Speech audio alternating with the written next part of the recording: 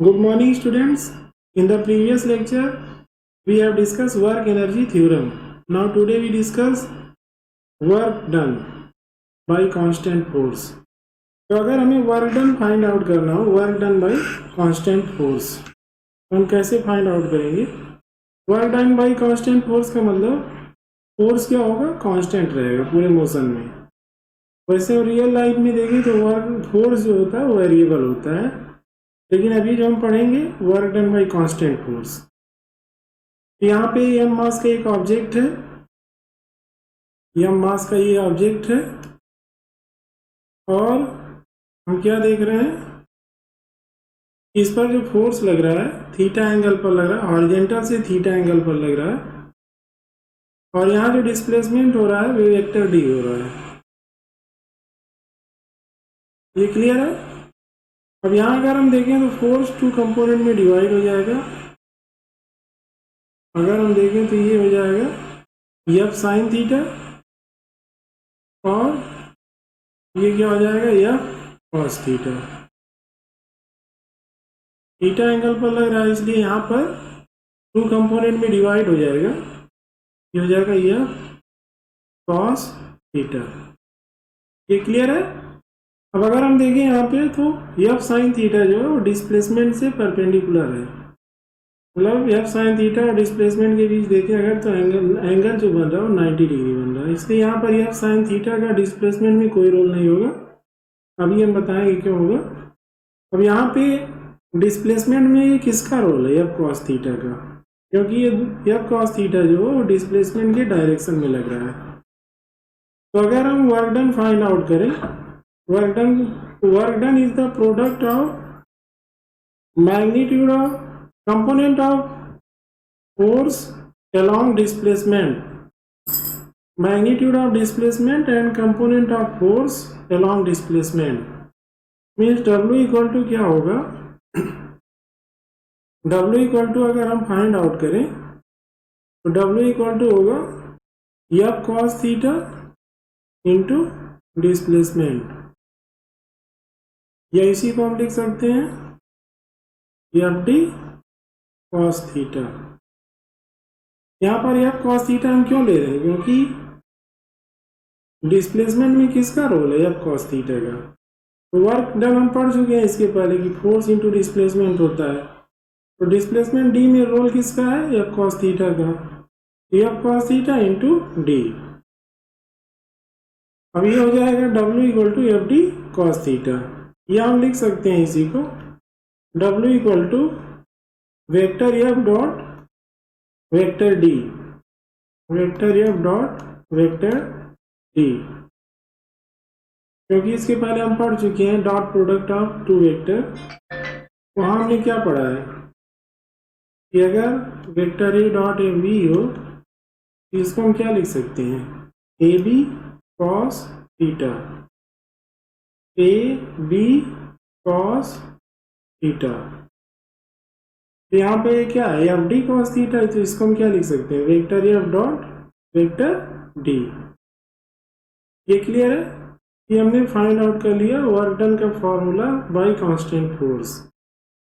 अब इसके बाद अगर हम देखें तो यहाँ पे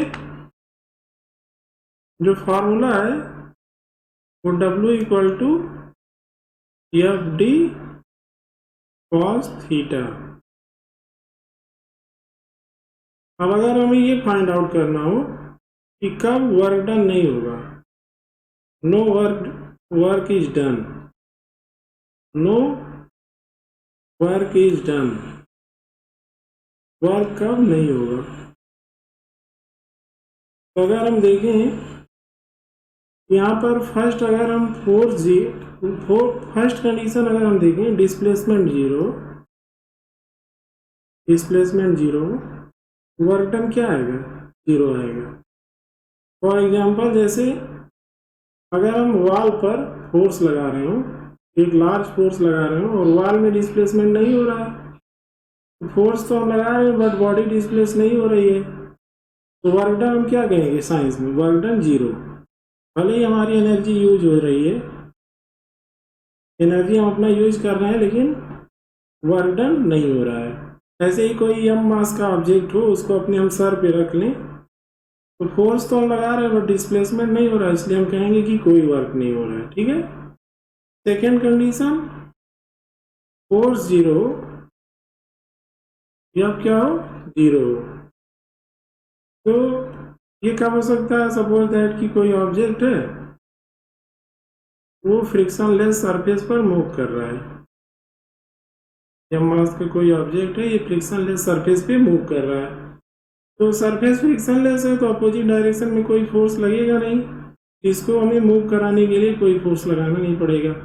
बट अगर हम देखें ये मूव कर रहा है, ये मूव करता रहेगा, तो हम क्या देख रहे हैं कि फोर्स नहीं लग रहा है, तब भी ये लॉन्ग डिस्टेंस ट्रेवल करेगा, मतलब डिस्प्लेसमेंट यहाँ हो रहा है बट फोर्स नहीं लग रहा है। तो यहाँ पे भी क्या होगा, वर्क डन जीरो होगा, वर्क डन क्या आ जाएगा, जीरो। थर्ड कंडीशन क्या है? थर्ड कंडीशन ये है कि अगर थीटा की वैल्यू क्या हो, 90 डिग्री हो, थीटा की वैल्यू 90 डिग्री हो, तब क्या होगा? तब भी हम देख रहे हैं कि W इक्वल टू क्या है, एफ डी कॉस 90 डिग्री हो जाएगा, और कॉस 90 डिग्री की वैल्यू क्या होती है, जीरो। तो वर्क डन क्या आएगा, जीरो आएगा।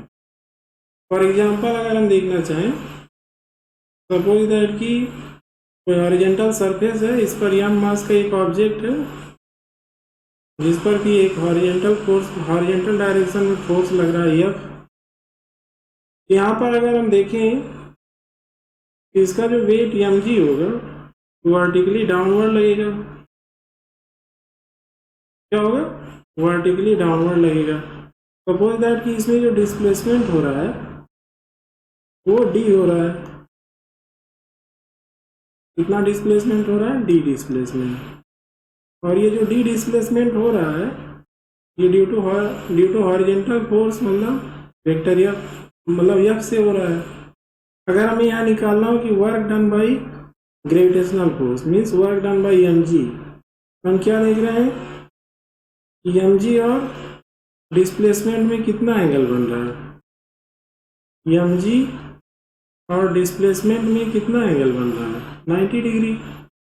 तो work done by gravitational force यहाँ क्या होगा, जीरो होगा। मतलब अगर फोर्स डिस्प्लेसमेंट के परपेंडिकुलर है तो कोई वर्क डन नहीं करेगा। ऐसे हम और भी एग्जांपल ले सकते हैं। जैसे हम अगर सपोज करें earth, moon revolve around the earth, तो मून क्या है, अर्थ के अराउंड रिवॉल्व करता है, तो इलिप्टिकल पाथ भी करता है, लेकिन अगर हम ये सपोज करें सर्कुलर पाथ पर रिवॉल्व कर रहा है, अगर हम पाथ सर्कुलर ले लें तो मून रिवॉल्व कर रहा है अराउंड द सन। क्यों कर रहा है, due to gravitational force of earth. अब अगर हम देखें तो एट एनी स्टैंड जो यहाँ टेंजेंशियल डिस्प्लेसमेंट होगा, यहाँ जो डिस्प्लेसमेंट होगा और ये ग्रेविटेशनल फोर्स के बीच एंगल कितना बन रहा है, 90 डिग्री। तो यहाँ पे क्या होगा, अगर हम कहें देखें तो work done by gravitational force क्या है इस पर, जीरो है। क्योंकि एट एनी स्टैंड अगर हम यहाँ टेंजेंट ड्रा करें तो हमें क्या मिलेगा कि डिस्प्लेसमेंट और फोर्स के बीच एंगल कितना बन रहा है, 90 डिग्री बन रहा है। ये क्लियर है। यहाँ भी क्या होगा, work done by gravitational force zero होगा। अब अगर हम देखें तो वर्क पॉजिटिव भी हो सकता है, वर्क क्या हो सकता है, पॉजिटिव। पॉजिटिव कब होगा, जब थीटा की वैल्यू जो हो, थीटा की वैल्यू क्या हो,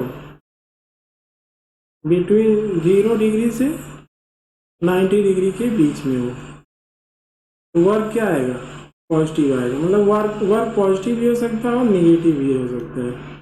अब वर्क निगेटिव कब होगा, जीरो तो हम देख ही चुके हैं। अगर थीटा की वैल्यू 90 से ज़्यादा हो और 180 हो, मतलब 90 से अबव और 180 डिग्री के बीच में 90 और 180 के बीच में कुछ भी होगा तो वर्क क्या होगा, निगेटिव होगा, क्योंकि कॉस की वैल्यू क्या होगी, निगेटिव होगी। तो मतलब 0 से 90 डिग्री है तो पॉजिटिव, 90 डिग्री से अबव 180 डिग्री है, 90 डिग्री से अबव कुछ भी है, 180 है, 120 है, 135 है, तो वर्क क्या आएगा, निगेटिव आएगा। ये क्लियर है। इसके बाद अगर हम देखें तो सपोज दैट कि यह मास का कोई ऑब्जेक्ट है,